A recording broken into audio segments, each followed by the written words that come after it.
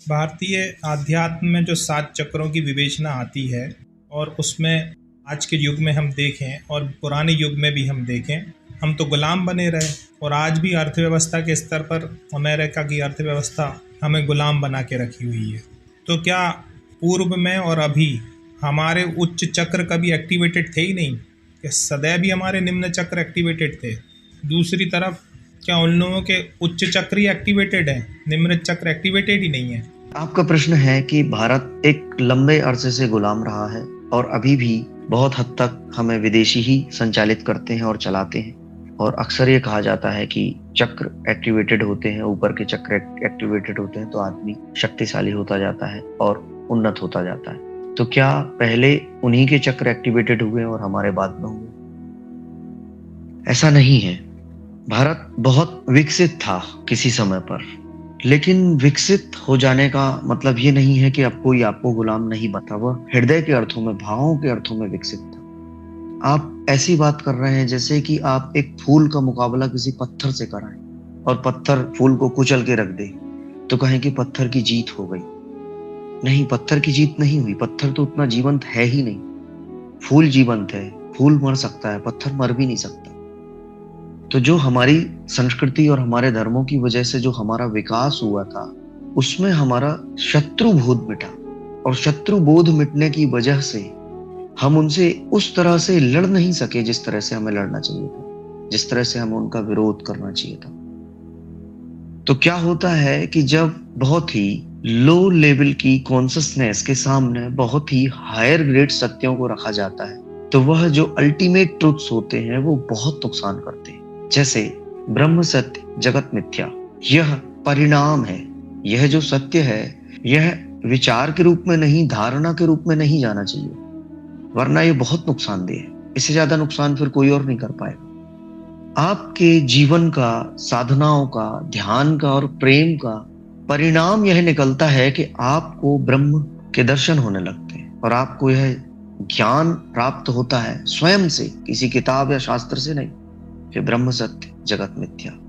और जब आपको यह ज्ञान प्राप्त होता है तो आपके जीवन में इसके फूल खिलते हैं, इसकी फ्लावरिंग होती है। लेकिन अगर किसी ज्ञानी ने यह बात बोली है और आपने कहीं से पढ़ ली है और सुन ली और इसको मान लिया है, तो यह घातक हो जाएगा, क्योंकि ब्रह्म तो आपको अब मिलेगा नहीं और जो जगत है उसे आप मिथ्या मान बैठे। तो अब भारतीयों की जो थिंक होने लगी इस तरह के अल्टीमेट ट्रुथ्स की वजह से, वह ये हो गई, कौन रब हो हमें कहानी, कोई भी राजा हो, हमें क्या लेने देना। तो डच आए, बर्बर आए, पुर्तगाली आए, मुगल आए, जो आया, छोटी छोटी कौमें आई, छोटी छोटी जातियां आई, जो हमसे बहुत अविकसित थी, जल्लाद थी, क्रूर थी, हिंसक थी, बेवकूफ थी, मूर्ख थी, हम पे सवार होती गई, हमें जीतती चली गई, हमें धोखा देती चली गई, क्योंकि हम उनके धोखे से अवेयर ही नहीं हो पाए। कृष्ण ने गीता में कहा, अहिंसा परमो धर्मा, धर्म हिंसा तथैव च।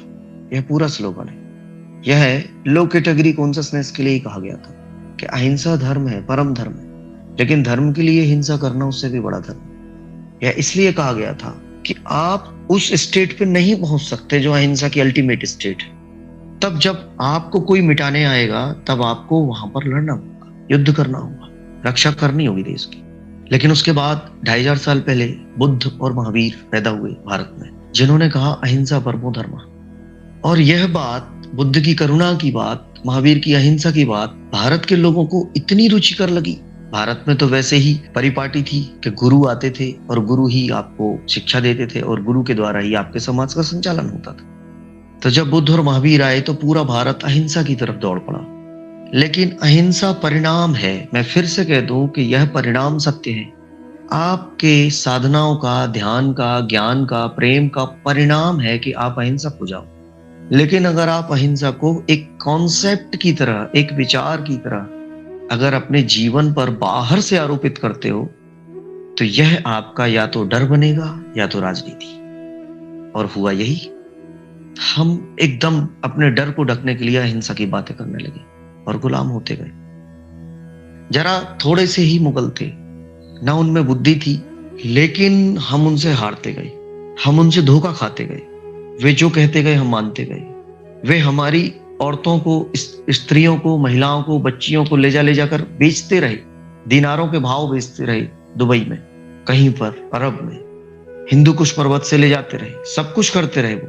पर हम इस बात के लिए अवेयर नहीं हो पाए कि वे कितने जड़ बुद्धि हैं, कितने मूर्ख हैं और कितने हिंसक और कट्टर हैं, क्योंकि हम में शत्रु का बोध मिट गया था। और आज भी मैं भारत को देखता हूं तो भारत के पास शत्रु बोध बहुत कम है, बहुत ना के बराबर है। वो आपस में ही लड़ता रहता है। दूसरा कारण हमारा जातिवाद है। जातिवाद पता नहीं ये कब आया और कैसे आया, लेकिन ये बहुत ही बुरी स्टेट में भारत को लेके गया है। हम इसको भी हैंडल नहीं कर सके, ना पहले इतने अच्छे से हैंडल कर पाए थे, ना अब इतने अच्छे से हैंडल कर पाते। आज भी शादियों में और चुनाव के वक्त हमारा जातिवाद एकदम से एक्टिवेट हो जाता है।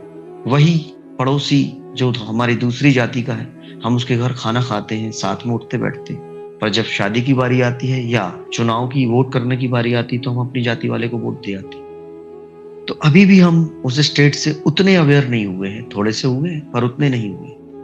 तो प्रॉब्लम थी हमारे शत्रु बोध का मिट जाना, प्रॉब्लम थी हमारे में जातिवाद का होना, जाति भेद का होना जो जन्मजात चलता है, जन्म के आधार पर है, और प्रॉब्लम थी हमारा अत्यधिक कलात्मक और सहृदय होना कि हम दूसरों की चालाकी को, उनकी धूर्तता को, उनकी मक्कारी को समझ नहीं सके। अगर हम हमारे विलेन देखें, हमारी कथाओं के जो विलेन हैं, महाकाव्यों के जो विलेन हैं, वो हैं रावण, कंस, दुर्योधन, शकुनी। ये लोग भी इतने बुरे नहीं है। ना रावण ने बलात्कार किए, ना कंस ने किए, ना दुर्योधन ने किए, ना शकुनी ने किए। बहुत थोड़ा बहुत जो किया तो किया।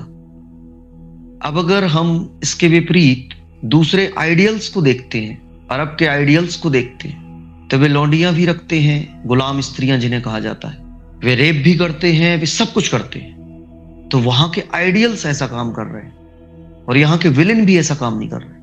हम समझ ही नहीं सके कि हमारे साथ क्या होने वाला है, इसलिए हम पहले गुलाम थे।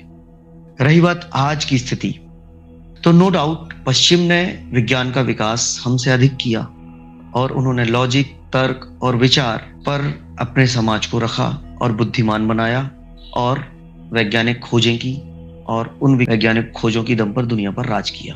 हालांकि सबसे ज्यादा वैज्ञानिक खोजें यहूदियों ने की हैं, जो अभी इजराइल में है। 75% नोबेल प्राइज उन्हीं के पास है, जबकि उनकी संख्या बहुत कम है दुनिया में। तो विचार, तर्क और शिक्षा, इस बेस पर अगर हम अपने समाज को रखते हैं तो हमारा समाज भी उनके लेवल की तरक्की करेगा। लेकिन अकेला विचार और तर्क कितना घातक होता है, इस स्थिति को भी हमें यूरोप से सीख लेना होगा, क्योंकि वहां की स्थितियां कोई बहुत अच्छी स्थितियां नहीं।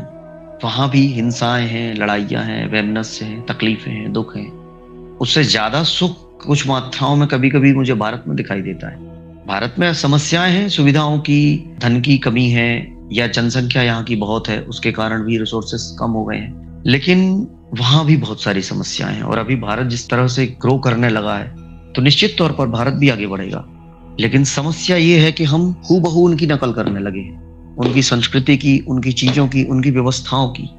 वो चाहे लिव इन रिलेशनशिप का कॉन्सेप्ट हो, या उनकी शादियों करने का, तलाक का, या उनका मल्टीपल पार्टनर्स का, या कि पोर्नोग्राफीज का, इस तरह की मूवीज का, वेब सीरीज का, या शराब पीने का, या नशे करने का, LSD, marijuana, या नॉनवेज खाने का।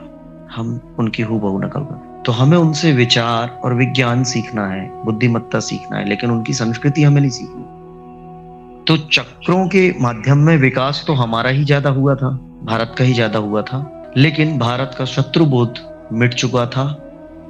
भारत नहीं पहचान सका कि कोई व्यक्ति या कोई मनुष्य या कोई मनुष्यों का समूह या कोई जाति इतना बुरा हो सकता है, वो पहचान नहीं सका। या कोई धर्म बुरा भी हो सकता है, वह ये पहचान नहीं सका। विज्ञान का हम उतना विकास नहीं कर पाए जितना पश्चिम ने कर लिया।